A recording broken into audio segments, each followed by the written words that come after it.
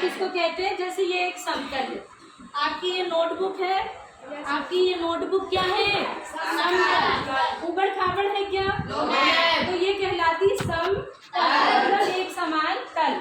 ठीक है, तो समतल में बनी बंद आकृति, ठीक है, समतल में बनी कैसी आकृति?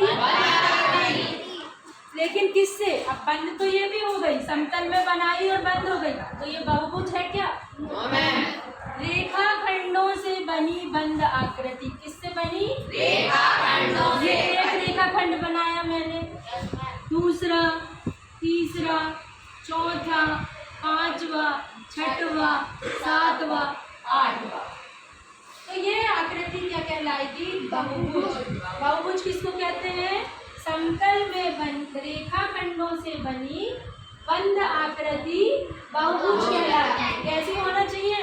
बंद। अगर ये मैंने बनाई 1 2 3 4, ये बहुभुज तो है बहुभुज क्या? नहीं है। क्यों? क्योंकि ये बंद नहीं है। ये कैसी आकृति है? खुली आकृति। लेकिन ये क्या है? बंद। बहुभुज को यानी बंद आकृति को बहुभुज कहेंगे। ठीक है, अब बहुभुज भी कई प्रकार के होते हैं, जैसे त्रिभुज।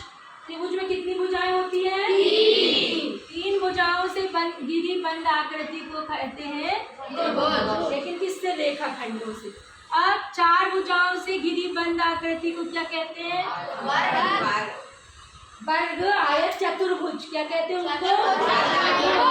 चतुर्भुज। अब चतुर्भुज के कई प्रकार होते हैं, चतुर्भुज के भी वर्ग, आयत, समलंब चतुर्भुज, समचतुर्भुज, समांतर चतुर्भुज। ठीक है, समझ में आ रहा है? इनको भी बोलो, समझो यहाँ देख के। हाँ, तो समांतर चतुर्भुज। ठीक है, ये 5 प्रकार की चतुर्भुज मैंने बताए थे पिछली कक्षा में। अब देखो बहुभुज बता रहे हैं आज। तो बहुभुज मतलब ये कितनी इसमें रेखाखंड 1 2 3 4 5 6 7 8, क्या कहलाएगा?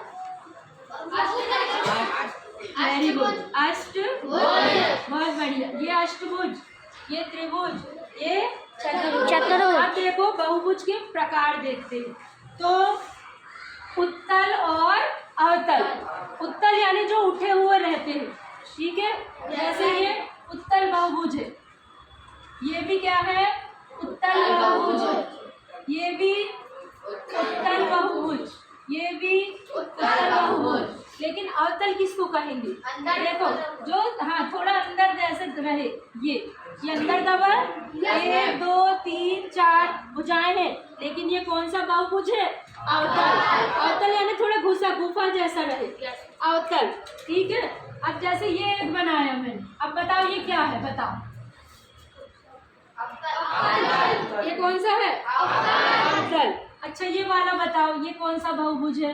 अवतल। दिख रहा है? ये थोड़ा सा घुसा हुआ गुफा जैसा है अंदर की ओर, तो ये बहुभुज कौन सा हो गया?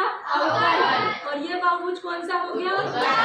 अब हम पढ़ेंगे समबाहुभुज और विषम बहुभुज। समबाहुभुज जिसमें भुजाओं की संख्या सम में रहती है, 1 2 3 4, तो ये कौन सा बहुभुज हो गया? समबाहुभुज। अब देखिए ये कौन सा बहुभुज हुआ? समय की विषम बहुभुज है, 8 यानी सम, तो कौन सा बहुभुज है? ये समबाहुभुज। और विषम बहुभुज 1 2 3, ये कौन सा बहुभुज हो गया?